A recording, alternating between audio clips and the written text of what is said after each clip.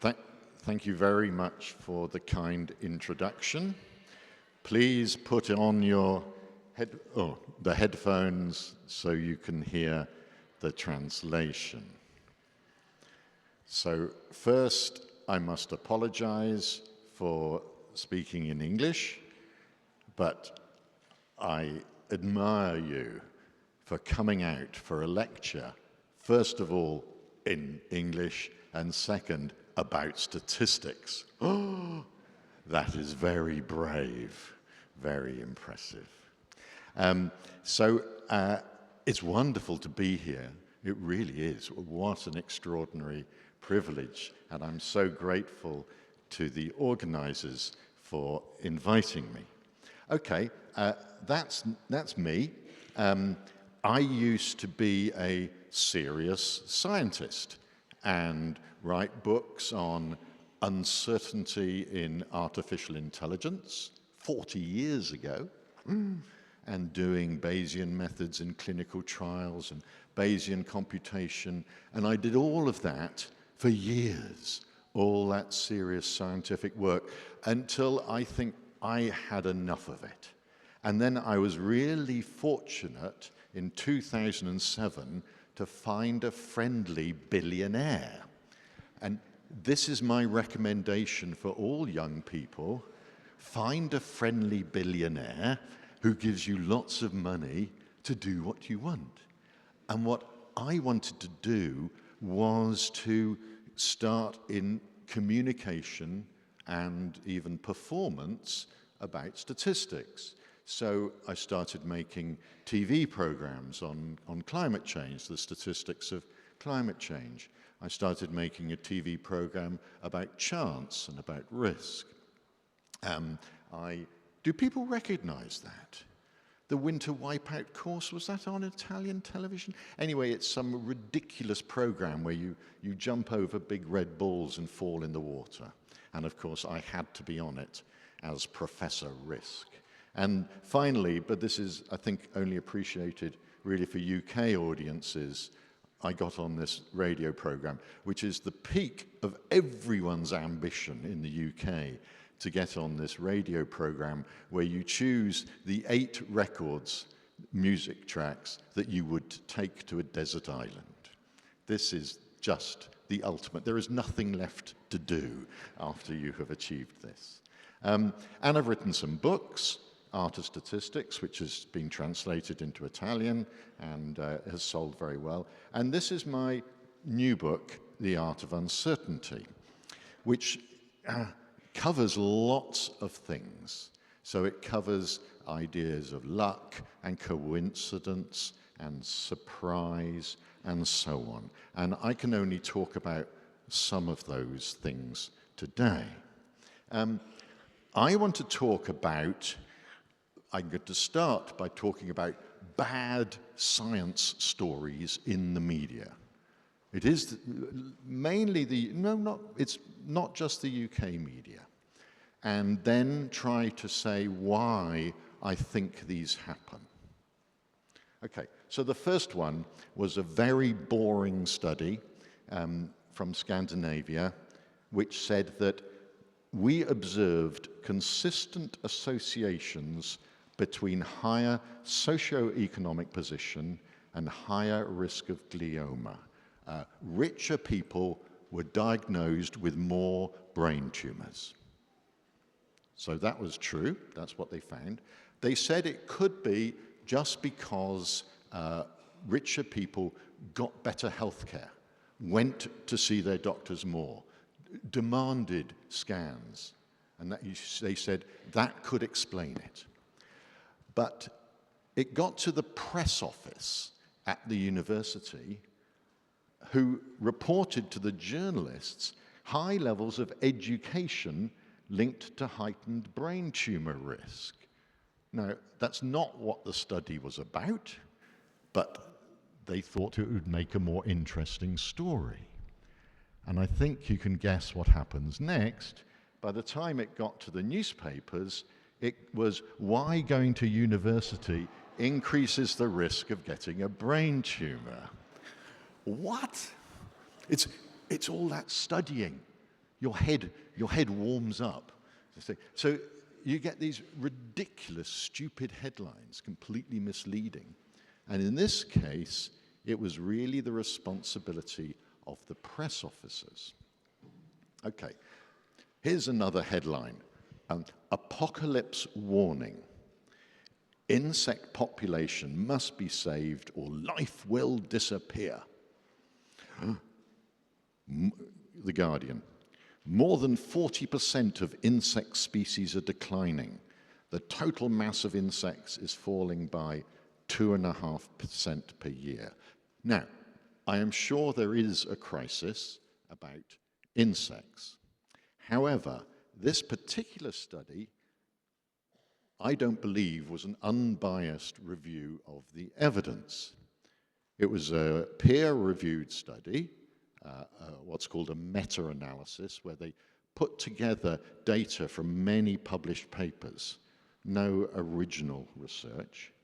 And how did they find those papers? They performed a search, this is from the paper, using the keywords insect and decline. So they only looked for papers about a decline. And they found a decline. Amazing. Who would think it? So a completely biased summary of the evidence. A colleague of mine said that if they had searched for increase instead of decline, I wonder if this will work. Oh yeah, increase, they'd have found more papers. So this was clearly ridiculous science, because they said, they were interviewed afterwards, and they said, we must draw attention to this problem. Here's another one. Oh, this is one of my favorite topics, I should say. I do like some alcohol. Last night at the university, I had some wonderful Campari spritzer. Oh, it was heaven. Better than the Aperol spritz. I know Aperol comes from Padua, but I do think the Campari spritz is better. Now, this was a paper in 2016 that got a lot of coverage, because they said, our results show that the safest level of drinking is none. And then the headline started. No amount of alcohol use is safe. No alcohol safe to drink. No amount of alcohol is safe. Just one drink a day can increase the risk of premature death. Whoa. Just remember that when you reach for the bottle. Okay, so is this true? Is it true? What did they find for... Now, I'm not concerned with heavy drinking. If you stand there and drink Campari spritz one after the other, this is going to harm your health eventually. I'm concerned with light drinking, usually considered as about 2 small drinks a day, maybe just 250 mils of wine a day, 2 small glasses of wine, just a third of a bottle. And I consider that light or moderate drinking, because that's the guidelines. I don't know what the guidelines are in Italy. In the UK, those are the weekly guidelines. What are they? What? Okay. So anyway, they found, okay, I'm sorry there's a lot of text here. Drinking 1 alcoholic drink a day increases the annual risk of developing one of 23 alcohol-related health problems by 0.5%. That's a relative measure, compared with not drinking at all. Do we care? Is that important? It's the first question. Whenever you see a statement like that, it increases the risk, you must ask, from what? Do we care? Is this important? And then they said, in the press release, they did tell you, from 914 people in 100,000 non-drinkers to 918 in 100,000 people who consume 1 alcoholic drink a day. So that's 4 more serious health events. But actually those numbers the 940, they're not in the paper. The Lancet press office had to get them from the authors. So the press office did a really good job.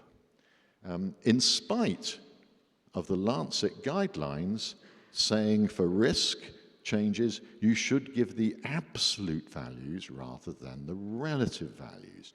You should not say this increases the risk by 20%. You should say from what to what. You must give the absolute risk. So they broke the guidelines. Now, putting things in perspective, do we care? This means 25,000 people having 1 drink a day for a year gives rise to 1 extra serious health event. That's the claim. I consider that the number needed to drink, which is what is a unit, I think, that we should use. So, these drinks are 10 grams of alcohol. So that's equivalent to 3.6. So if you have 1 drink a day, reasonable drink a day, it's about 10 grams of alcohol. Is that about 125 mils? About 125 mils of wine, I think. I can't do the sum. I can't do the calculations quickly enough. But actually, that's 3.65 kilograms of alcohol a year, which is 16 bottles of gin. Now, I mentioned gin because I quite like gin, and it's a very English drink. So that's 16 bottles. These very light drinkers are drinking 16 bottles of gin a year. So for 25,000 people, that's 400,000 bottles of gin to get 1 serious health event. So if you put bottles of gin all the way to Venice, that's still not 400,000 bottles of gin. And you've got to drink all of them to get 1 serious health event. So perhaps this is not so important if we believe those numbers. But of course, none of this is in the paper. And what about uncertainty? I'm assuming these numbers are correct. And they drew this graph, and you have to blow up the bottom bit of the graph.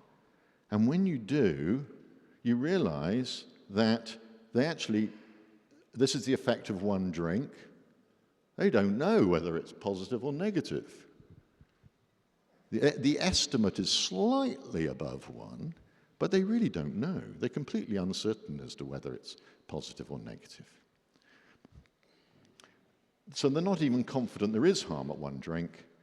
The claim of harm is neither practically nor statistically significant, and yet those were the headlines. See the headlines? That's what it's based on. Now, this seems to be pretty unreliable reporting of science. But even worse, the same team reported 6 years later, and they found totally different results. Completely different results. They found a J-shaped curve. They found that the first drink was beneficial. And then it went up again. I always say, the first drink is medicine. And then the next one is poison. And it doesn't go medicine, poison, medicine, poison.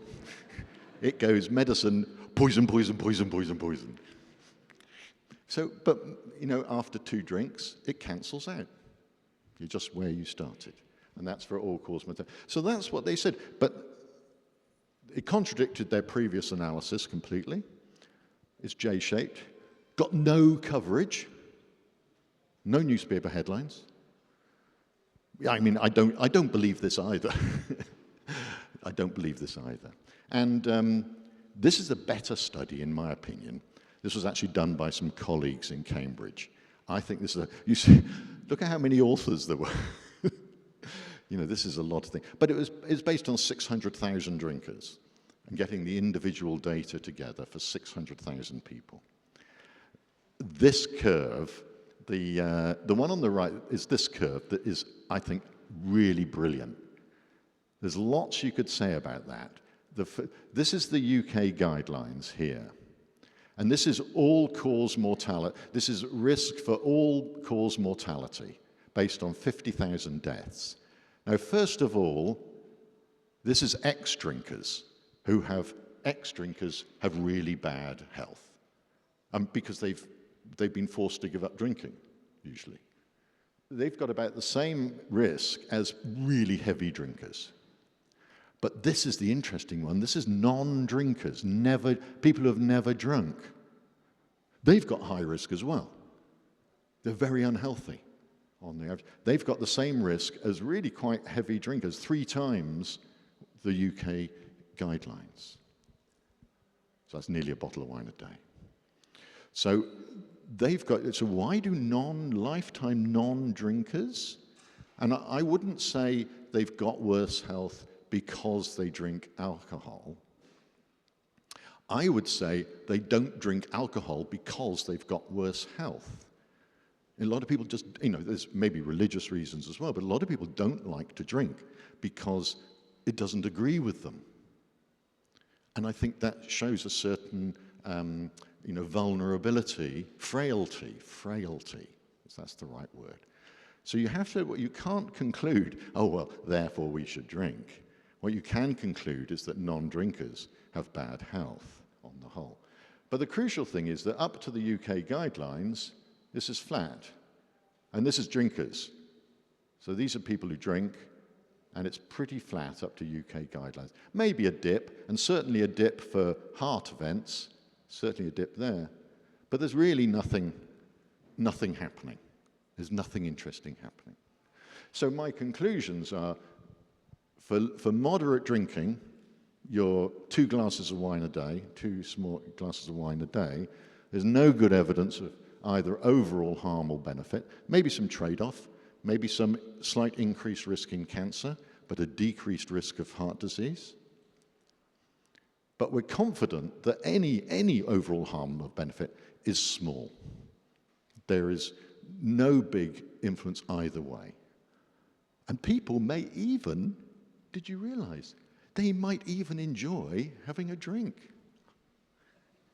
Maybe that should be in the equation slightly. Maybe people like to have a little drink. Maybe that should be in there. But it's never in the equation. So I think there's no point in doing any more research. We're not going to find anything because we're talking about tiny, tiny effects. And yet, this dominates headlines still. It's ridiculous. Okay, look, WHO still says on their website, no level of alcohol consumption is safe for our health. One more example, climate change. This is a report that came out before Hurricane Florence hit America. And they said Hurricane Florence rainfall would be increased by over 50% due to climate change. And it would be 50 kilometers larger due to the effect of climate change. And this got huge coverage over different newspapers, Newsweek, turbocharging monster storms, and so it got a lot of coverage. And the authors said, the important message from this is that dangerous climate change is here now. The authors wanted to communicate that message. Now, that may be true, but 2 years later, the same team retracted everything they said. They looked back at that event and they said that there was no extra rainfall, and it was only a tiny little bit wider because of human climate change. So again, that first report was completely wrong, and they retracted it, with no coverage, of course. So I've picked out some really bad examples. I've deliberately picked some bad examples of science putting bad stories. So why? I think a lot of it is that scientists were going outside their professional roles and becoming policy advocates. We must raise awareness of this problem. And so we are going to be a little bit, unscientific in how we report our work. Sometimes it's just poor research practices, and sometimes it's the press release, the people who are putting the information to the journalists. So I think these are really important things. What they reflect, in particular the first one, is this phrase, which I really like, called white hat bias. It's the bias leading to the distortion of information in the service of what may be perceived to be righteous ends. We are good, so we can bend the rules. And there's a lot of that. I see it all the time. We are right. I see it about vaccines. I see it about climate. I see it about lots of things. So we're allowed to perhaps cherry pick the evidence a bit, only report one side of the argument because we're right. And I think it's not good. So my personal view is that public policy is political and politicians need to take responsibility. Research never says what the correct policy should be. It just can tell you what the implications of different options might be. So I strongly believe that research communication should stay separate from policy advocacy. That's my piece of advocacy. Okay. Now we come to actually a bigger issue, is that I often get asked, how can we get people to trust scientists? There is so much misinformation out there, so many stories on social media questioning science, and we get angry at it. You think, what are they doing? So I get asked, how can we get people to trust scientists? And I reply, that's the wrong question. Speak to the hand. I am not going to try to answer that question. It's the wrong question. And my influence for this is a philosopher, Honora O'Neill, a philosopher of Kant, who is very good at distilling her philosophy into simple ideas. And her main influence on me has when she said organizations should not be aiming to increase trust, or scientists. What they should be doing is to demonstrate trustworthiness. Rather than trying to persuade people to trust you, you should be focused on earning it, on deserving that trust through being trustworthy. And that's why I told those previous stories, because all of those were not trustworthy communication of science. Okay, so what does that mean? Okay, I'm on the UK Statistics Authority in charge of the official statistics for the whole of the UK. And there's a code of practice that everybody must obey, even the ministers, even the Prime Minister. This has been, when Boris Johnson was Prime Minister, he would just say anything. You know, he was hopeless. And so he was publicly criticized because of breaking the code of practice. It's a very boring document, but the main thing for me is that the very first pillar for official statistics in the UK is trustworthiness. That is the most important thing for official statistics in the UK, to be trustworthy. And that is a direct influence from this philosopher. Okay, what does that mean? We wrote a paper during COVID, November 2020, when there was so much misinformation, so many bad claims around, very difficult to judge who to believe. And we spent a lot of time, we spent a lot of time trying to kind of distill, try to really boil down what would we look for? Who do we trust? Who do we trust? And we decided that when you're communicating evidence, the first thing to look for is, are they trying to inform me or are they trying to persuade me?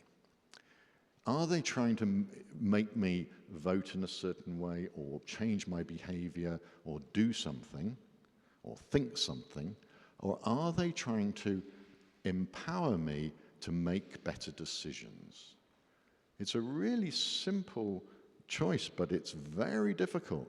Many people would say, oh, we're just trying to inform the public, but in fact, they're trying to persuade them. And I think that trustworthy communication is informing people. It's treating people with respect. Also, it should be balanced, not a false balance, not climate change, yes, climate change, no, 50-50.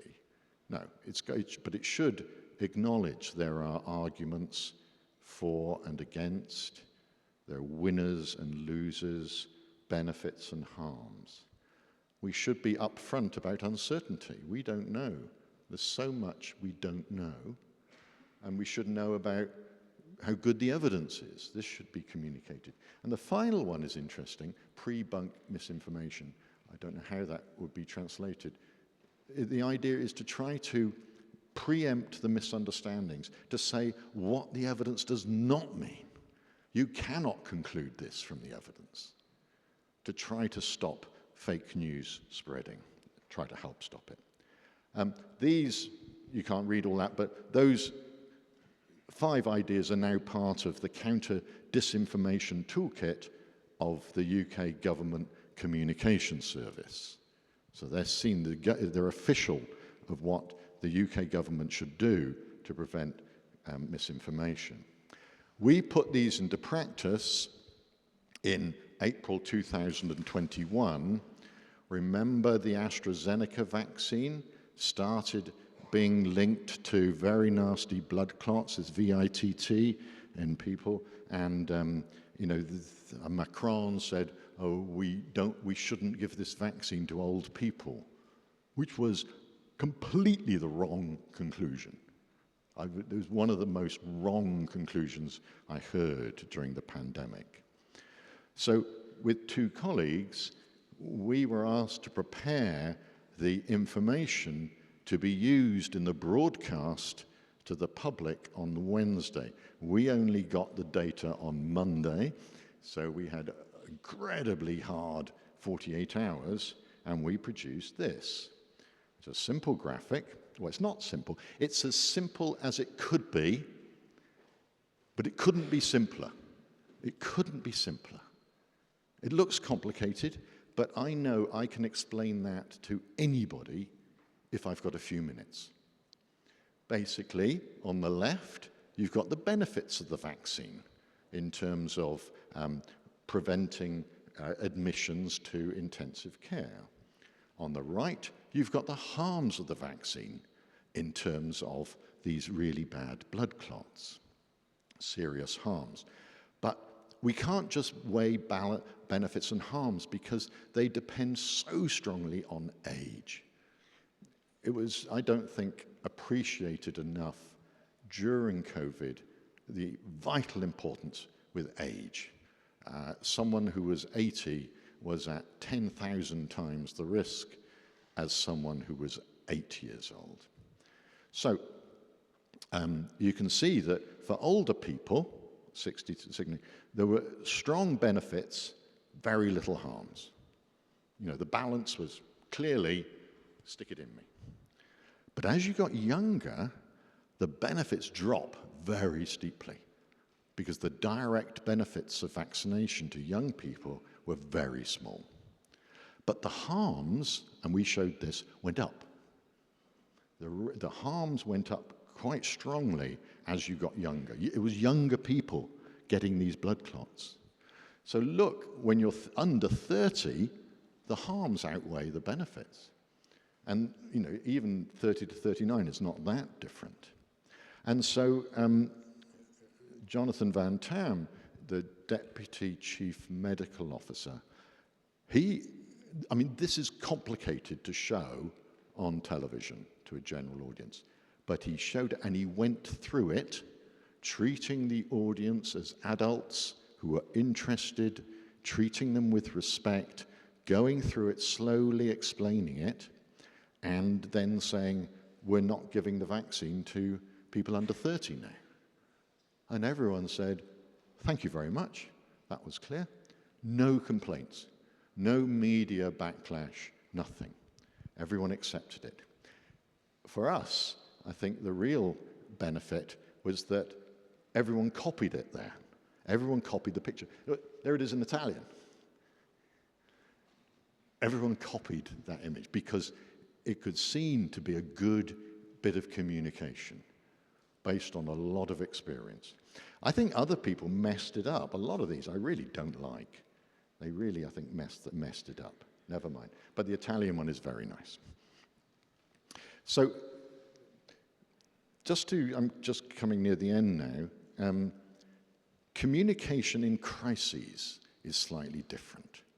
What do you do in a crisis where people is, everyone's going, ah, and a good example of this is someone I know, Lord Krebs, who is chair of the Food Standards Agency.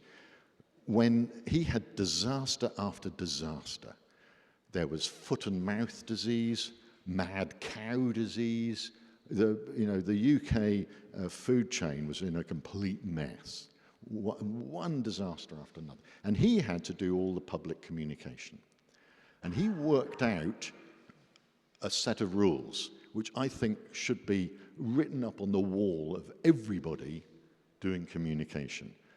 And he said, first of all, you say what we know. We know this. Then you immediately say what we don't know. So you're upfront about the uncertainty. You're honest about the uncertainty. Then you say what we're doing to find out. We're doing some research. We're doing surveys. We're learning more. We're experimenting and so on. Then you say what you give advice for what people can do now, perhaps to be safe. So you give advice. It's the final step that's the most important. You say the advice will change. Things will change.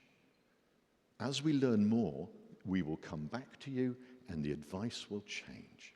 Now, I don't know any politician, well, first of all, that can do what we don't know, and secondly, any politician that will ever talk about the fact that what they're saying is provisional and will change. They find it impossible. At the start of COVID, we were told so confidently about washing our hands and wiping surfaces and cleaning everything. Now, we knew within weeks that this was pretty well a waste of time, that it was about fresh air and distance and so on. But they had to people were still wiping surfaces a year later because they couldn't change their minds, because what they said was so, well, we are right. But they didn't know. So I think this is a really important message. No, I remember this, yeah. Will people trust scientists if we admit uncertainty? And a lot of scientists and politicians say, oh no, we can't be uncertain. Nobody will trust us. Nobody will listen to us if we admit we don't know everything. This is a myth, a complete myth. And many people have shown that this is wrong, that the public respect honesty when people admit uncertainty. But we've done experiments, randomized experiments, on vaccines and nuclear power, where you randomize people to get two messages. One, the standard, confident, certain message. Vaccines are safe and effective, and you should take them. Standard message, government message. On the other half of people, the other 1,000 people, got a message saying, well, vaccines are not completely safe, they're not completely effective, but in certain circumstances for some people, they benefit in a harm ratio, not using the clearer words than that these are appropriate in certain circumstances.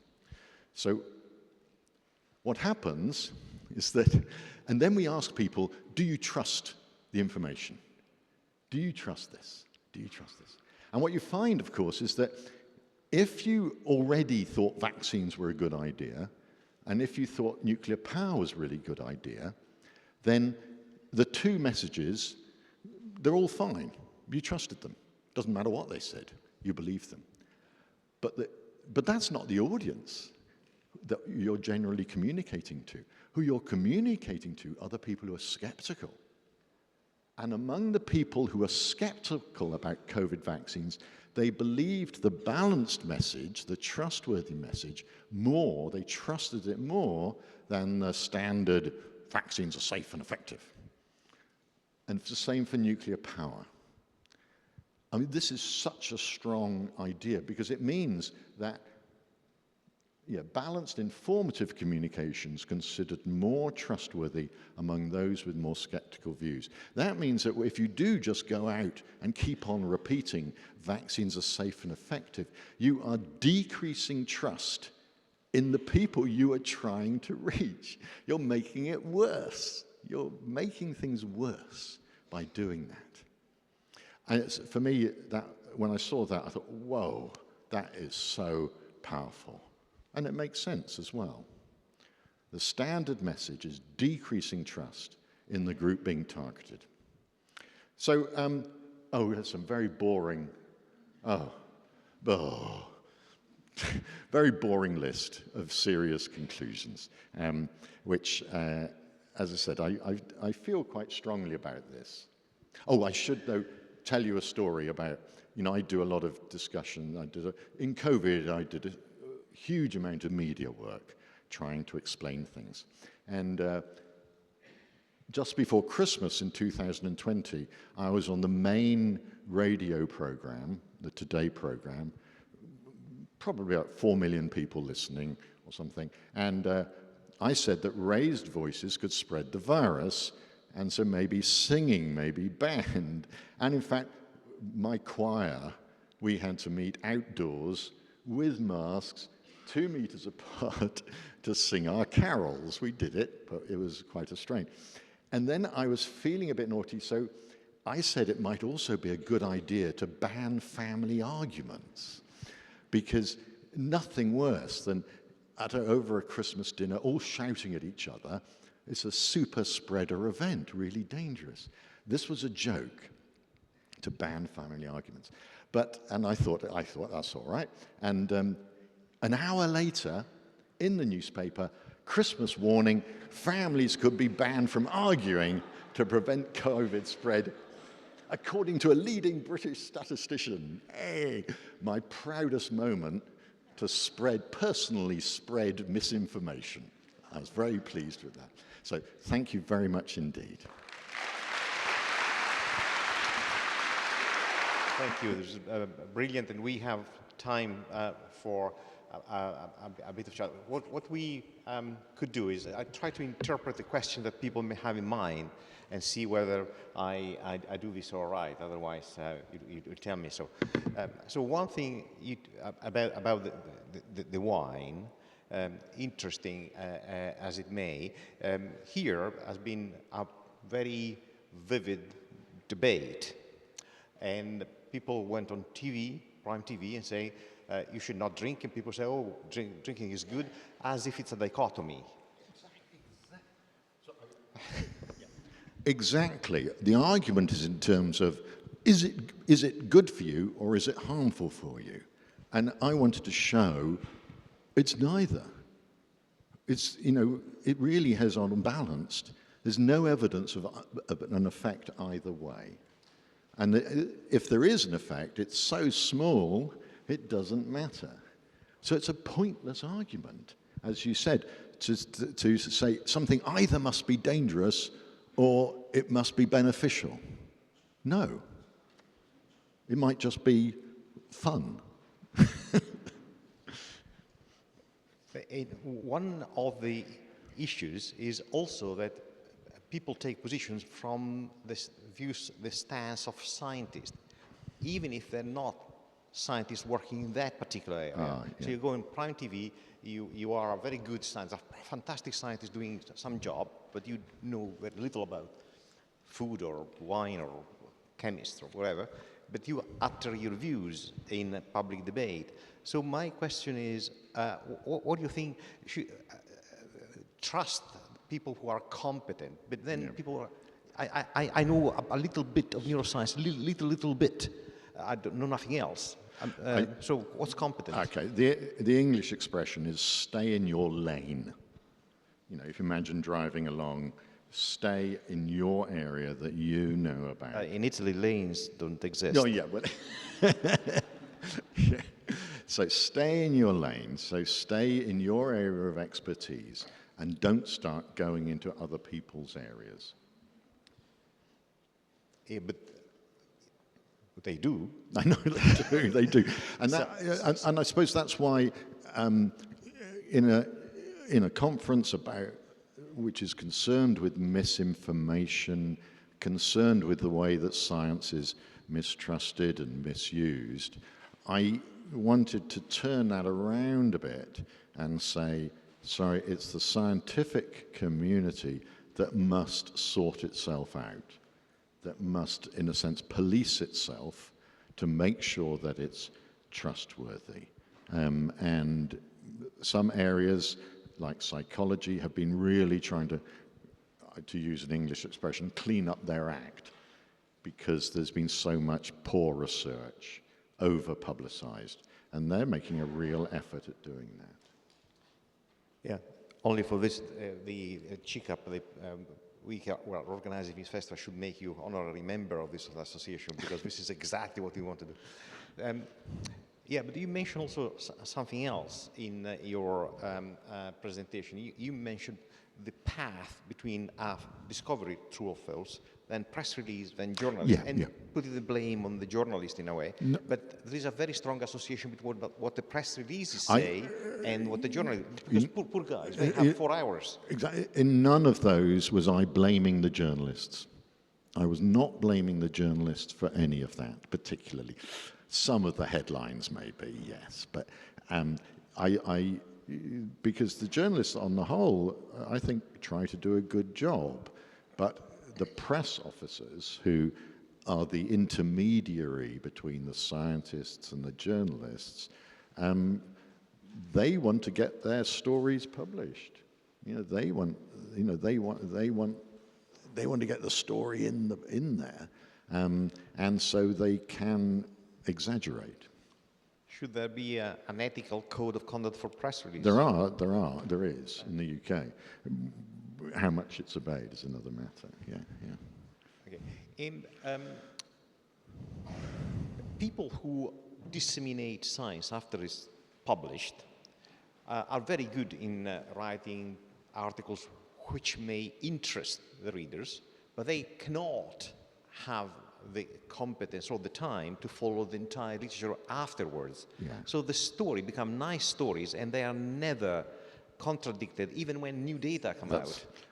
Again, I wanted to show that, the fact that once a story is out there, it's out there and very difficult to change, and the corrections never get any publicity at all. So it makes me rather skeptical about scientific stories that reach the headlines. You know, Groucho Marx said, I would never join a club that would have me as a member. It's a famous idea. So I kind of use that idea is that the fact that a science story has been published is reason for me not to read it. Because it's almost certainly been exaggerated or made too much of. Yeah, but then how could science be democratically disseminated?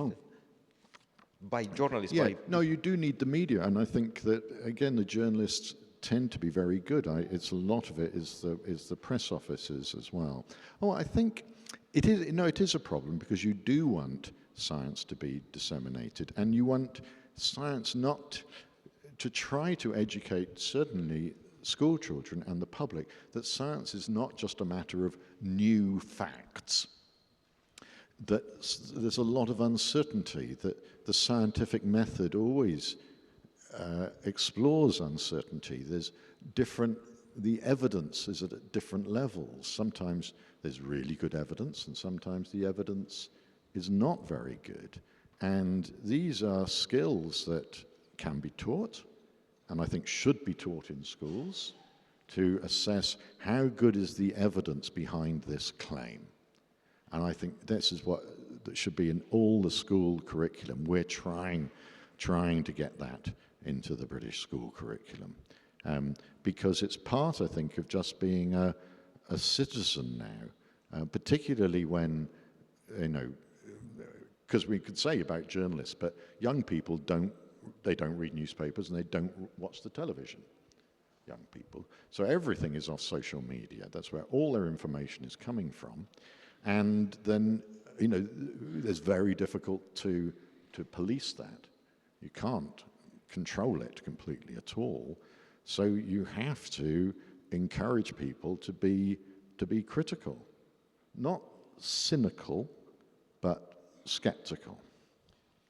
Yeah, and uncertainty should be shared, yet a politician, even under uncertain circumstances, sometimes has to make decisions. Oh, yeah. Which are black and Yeah. white. Oh, yeah. No. You can, just because you're uncertain doesn't mean you can't make a decision. You can say, right, that's what I'm doing. That I've weighed things up, and that's what I'm doing. And a colleague of mine recently very nicely described science as providing a map for decision makers. Trying to say, well, if you go that direction, this is what you're likely to find. If you go that direction, this is what you're likely to find. You have to choose which way to go. But science does not tell you what to do, but it could provide a map. And I really like that image of what science, and of course sometimes the map might be wrong, sometimes the map might be a bit blur, you know, not very clear, etc. You can have some maps are better than others. So I really like that image. Right. You've done so many things, but when people search up your name on the internet, a thing comes up, which is the bacon sandwich debate. What's about? Oh, well, I had bacon for breakfast this morning.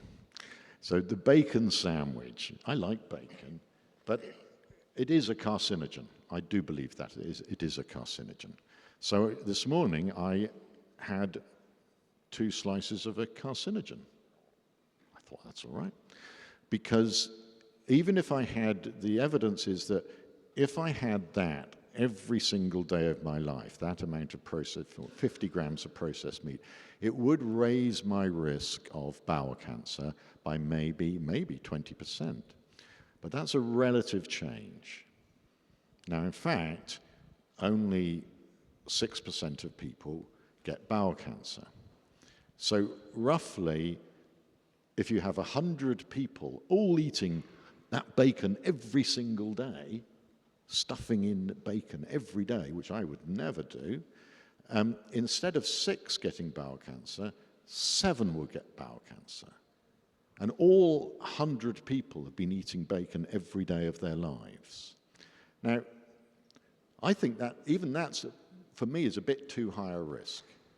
But eating bacon occasionally, when I'm visiting a lovely city, I think is a perfectly reasonable risk to take. And so that's the way I try to put things in perspective. As you said in the introduction, we can't avoid risk. You know, we've got to get up in the morning and move around. I mean, this isn't going to fall down. This has been here a long time. It's unlikely to. We're not in an earthquake zone, are we? No. No, but no. Yeah, you never know. No. So I think we're quite safe at the moment. But, you know, we can't avoid it. And we would never do anything if we had tried to live a risk-free life. So we just need to decide what the trade-off is in terms of enjoyment or fun or pleasure against some risk. Everybody who does some very active sport is making that trade-off every time they do something. And I think that's just part of being human, is that trade-off. But if it's so reasonable, why it is a debate? Because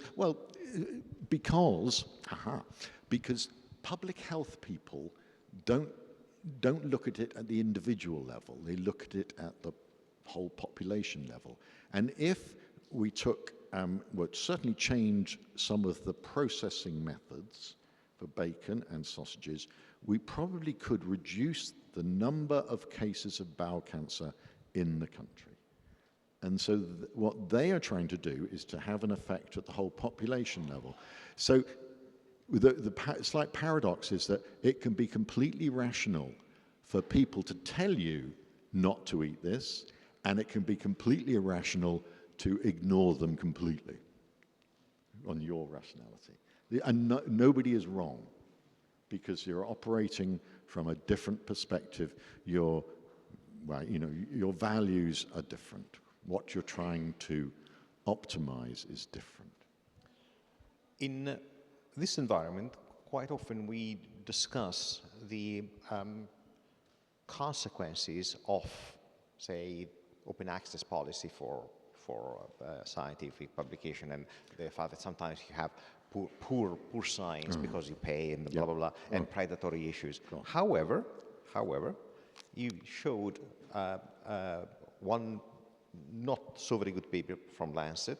The relationship between vaccine and autism was on the same journal, and the Havana syndrome was on JAMA, and so on and so forth. So these are really, really top journals publishing crappy stuff. How it comes? Yeah, I think the Lancet, we could get into a discussion about the editor of the Lancet, I suppose, but journals like publicity as much as anybody else. They like stories. They like they want papers that will attract some attention. And as I showed in the alcohol paper, it broke their own guidelines, but they still published it. And so what that shows is that even peer-reviewed top publications are not entirely trustworthy. But they're better than, the point is we've got to get away from these simple dichotomies of, fake news and perfect science. No, there's a whole continuum between those. Sure, I agree, but I also feel for, say, science journalists or who has to write their articles, and they trust the source. In fact, their mantra is, we go to the trustworthy sources. But these sources are not really entirely trustworthy. Then this link is broken. How can they discern? They don't have the skills to go into the details. Yeah. I think, a lot of that also is, the trouble is with, people are supposed to say they're conflicts of interest. And that's why I think, and of course, if you have a financial conflict of interest because you've got investment in a pharmaceutical industry or you own a company, then that's very clear. But in fact, in my talk, I was really saying there are other conflicts of interest that are not financial. They may be due to your, wanting to be well known, just status or fame even. Or they may be because you believe in a particular policy, you want to influence decision-making. And that can be a strong conflict of interest. If you have a view about what is wrong in the world and how the world could be improved, that starts influencing your science and how you report it. It's very difficult, and that's not in a conflict of interest statement at all. It's not financial, it's ideological. Yeah, but from the viewpoint of not a scientist or not an expert, somebody reading the news or watching TV, the impression is that scientists do not agree with one another. In fact, the authors of the paper would disagree with you, maybe not now, but in principle, you say something, they say something else, and people don't know whom to believe. How do they choose? I admit that is so difficult because, they just see a story of, something is dangerous, something is not dangerous. Hormone replacement therapy is now considered not dangerous. It was considered dangerous, and that get these different stories all the time. Who do you believe?